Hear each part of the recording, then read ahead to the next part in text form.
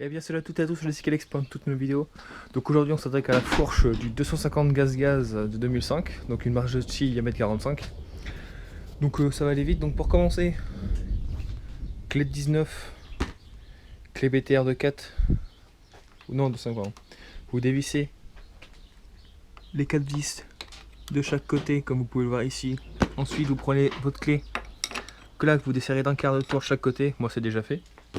Ensuite, vous démontez votre plaque phare, comme ceci. Comme ça, hop, on sait qu'il n'y a plus rien qui croche sur la tube. Ensuite, vous démontez la roue, l'étrier de frein, les protège fourches. Et je vais faire tout ça en vidéo, donc voilà.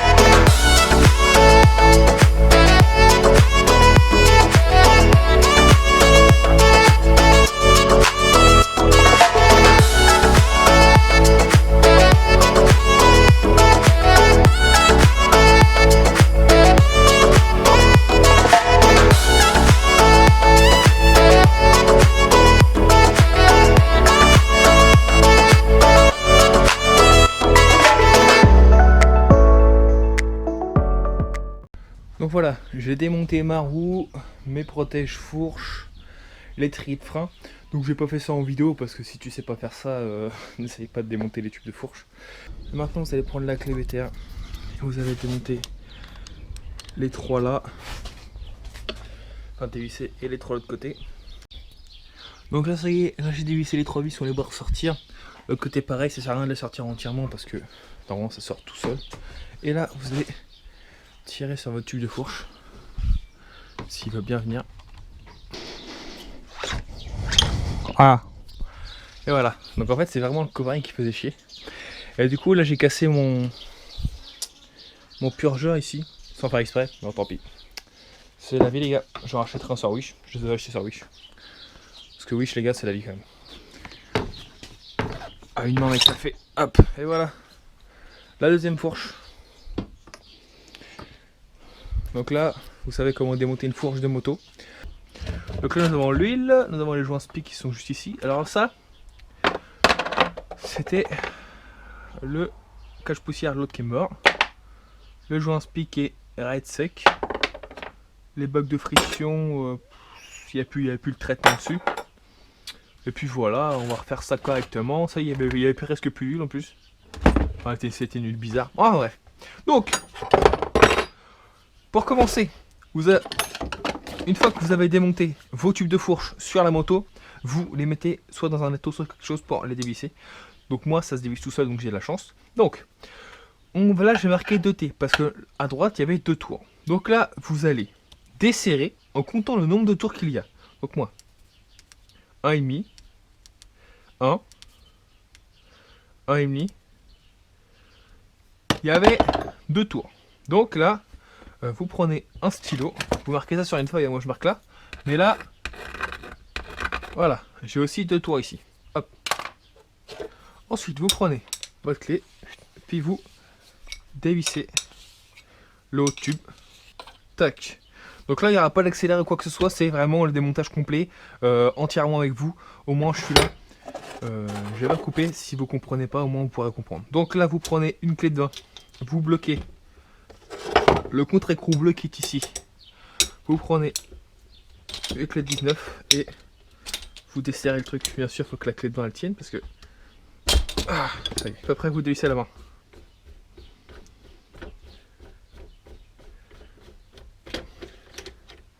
Donc, vous récupérez la bague en plastique, vous la remettez dedans. Vous mettez ça sur le côté. Ensuite, vous retirez le ressort. Donc hop, vous retirez le ressort. Vous le posez à côté aussi. Vous chopez la petite tigette là qui est là. Vous essayez de la choper sans putain. Ah bah rentrer. Bon, attendez, hop, au pire, si vous n'y arrivez pas, vous vidongez la fourche. Ouh, pas bel coup là.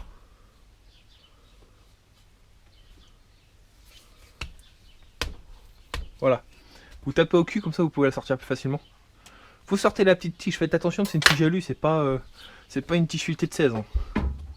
Enfin de 6, pardon. Donc là, moi, j'ai des cales en plastique parce que le gars, sûrement, il voulait avoir une dureté plus grosse avant. Du coup, moi, j'ai une cale en plastique, mais normalement, vous devriez avoir une petite rondelle en ferraille à la place de cet objet-là. Moi, j'ai plus la rondelle, j'ai ce cache plastique-là parce que le gars, sûrement, qui voulait une fourche beaucoup plus dure. Donc, il a rajouté ça, mais bon, ça change pas grand-chose.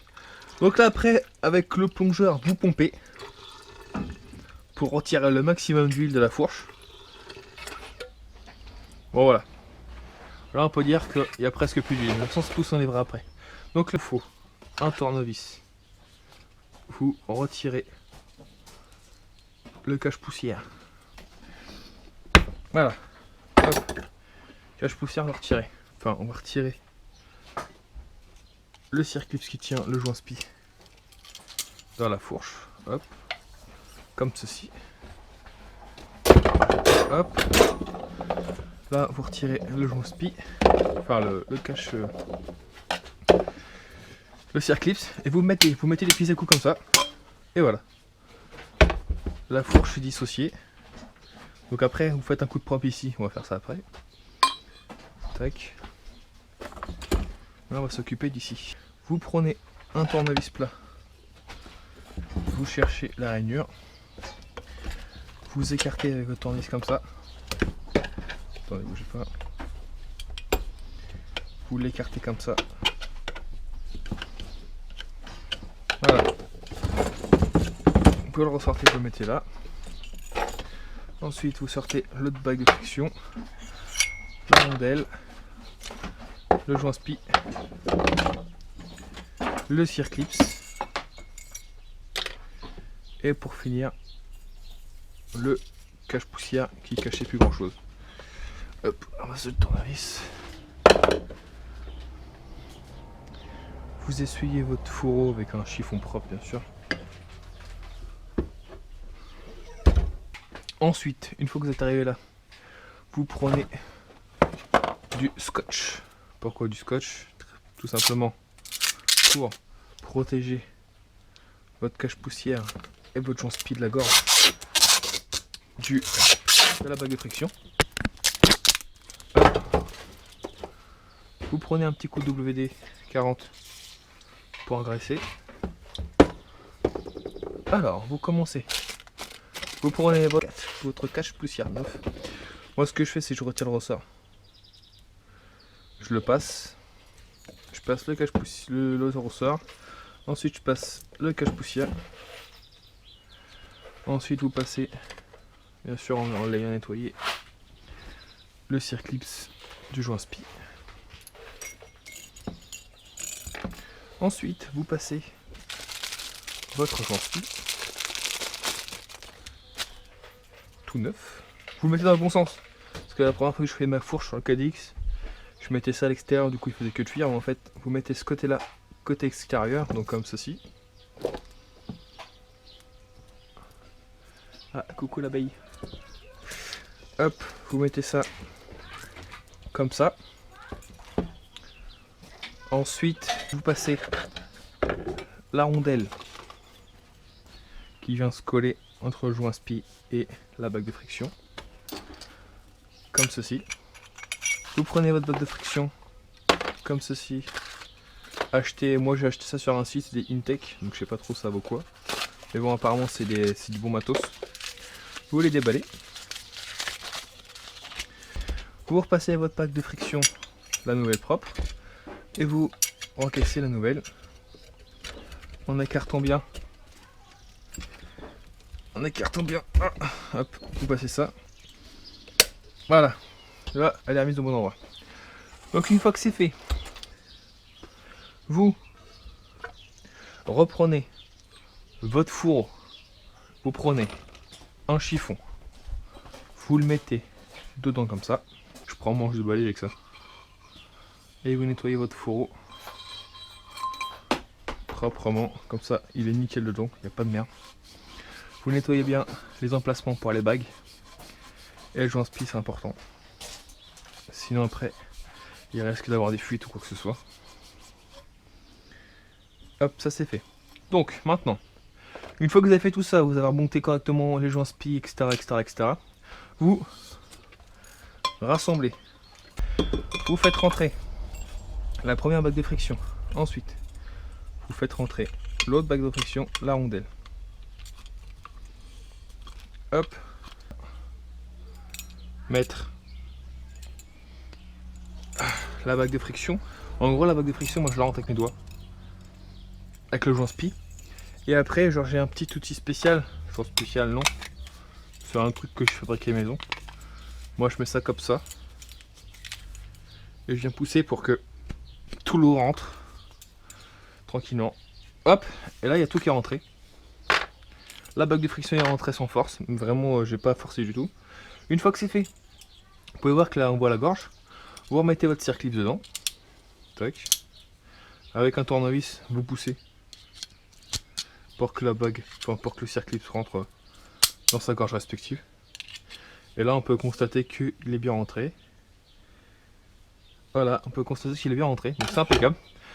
Ensuite vous prenez votre joint spi, cache-poussière pardon. Je veux appeler ça un joint spi, c'est un joint spi, enfin c'est un cache-poussière plutôt qu'un joint spi. Vous mettez votre joint spi et vous remettez votre ressort autour du joint spi. Et là, vous avez enfin remonté joint spi, cache-poussière, bague de friction, etc. Outil là très important. Donc à ce moment-là, vous prenez votre huile. Moi je prends de la 15 de chez Ippon. Une harde quand même. Et vous remplissez votre tube. Vous remplissez.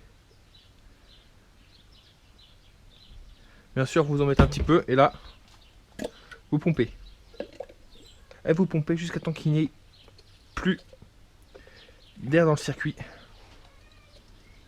Ah, je le sens quand je commence à sentir qu'il n'y a plus d'air. Faut peu que ça fasse gloulou quoi. Hop. Voilà. Donc là, il n'y a plus d'huile dans le système. Enfin, dans le système d'air. Donc là, vous prenez un réglet. Vous regardez 12 cm. Vous descendez. Et vous arrêtez à 12 cm. Vous ressortez. Et là, on peut voir que le bout de la tige est mouillé. Enfin, est mouillé. Et huilé. Donc, c'est bon. Une fourche Marzocchi. Il faut qu'il y ait un espace d'air ici en haut du tube de 12 cm pour l'enduro. Et entre 8 et 10 cm pour le cross. Parce que le cross, il faut une fourche beaucoup plus dure que l'enduro, il faut une fourche maniable. Donc 12 cm, c'est impeccable. Donc là, avant de remettre le ressort et tous les accessoires, vous repompez. Pour plus qu'il y ait vraiment d'air du tout dans le circuit. C'est très primordial, sinon après la fourche, ça va déconner. Ensuite, vous reprenez votre rondelle en ferraille, ou comme moi, votre cylindre en plastique. Pour moi, c'est un rehausseur, parce que les ressorts vont être fatigués. Mais du coup, vous reprenez votre truc, vous le remettez dans le fond. Vous reprenez votre petite tigette, la petite tigette. Hop, vous passez un petit coup de chiffon dessus pour pas qu'elle soit sale. Vous remettez la tigette dans le trou ici. Hop, vous tirez le plongeur, vous remettez le ressort. Donc là ça va être assez compliqué parce qu'en fait il faut pas qu'on se foire.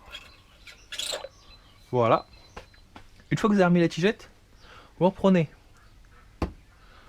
la bague en plastique, vous la mettez avec le T. Hop, on peut poser ça comme ça. Donc là vous voyez, ça fait ressort, bague en plastique, bouchon.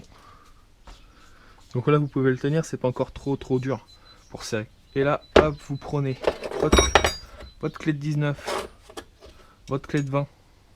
La clé de 20, vous la repassez ici. La clé de 19, vous la prenez. Pardon, si je serre pas, ça va pas le faire. Et là,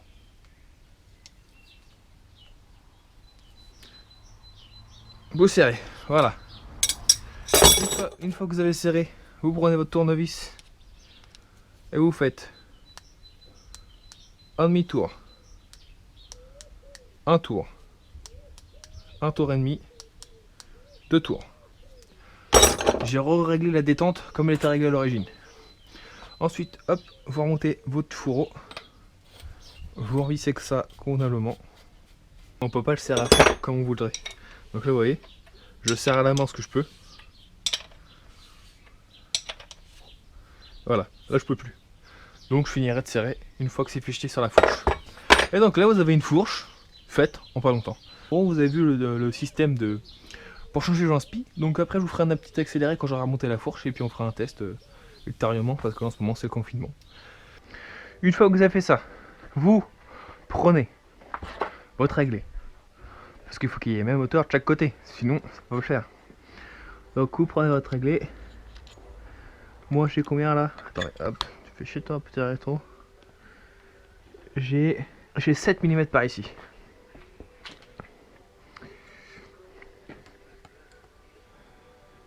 Et j'ai un peu plus de 7 mm là.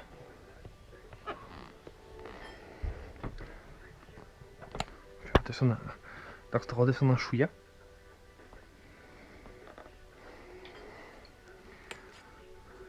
Hop. J'ai 7 mm ici. Impeccable. Donc une fois que vos tubes sont à la même hauteur, très primordial parce que sinon vous allez avoir des petits soucis en remontant. Donc tout à l'heure je vous avais dit de serrer là. En fait, si on serre, on peut plus resserrer le cache-bouchon. Du coup, serrez bien à la fin. Hop.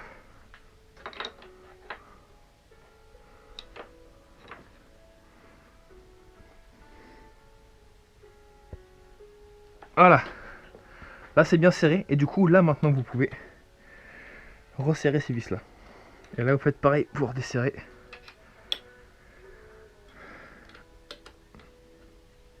Prenez votre clé.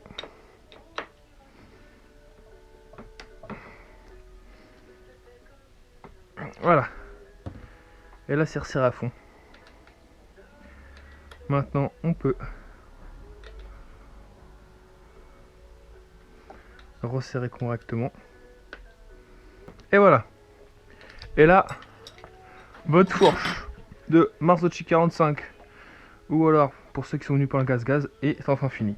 N'oubliez surtout pas de resserrer vos bouchons avant de repartir sur la route. Bien sûr, en cette période de confinement, je vous souhaite de rester chez vous pour pas avoir d'accident. Sur ce les gars, j'espère que cette vidéo vous a plu. N'hésitez pas à lâcher un petit commentaire, un petit like et un petit abonnement, ça me ferait super plaisir. Et sur ce, moi je vous dis peace.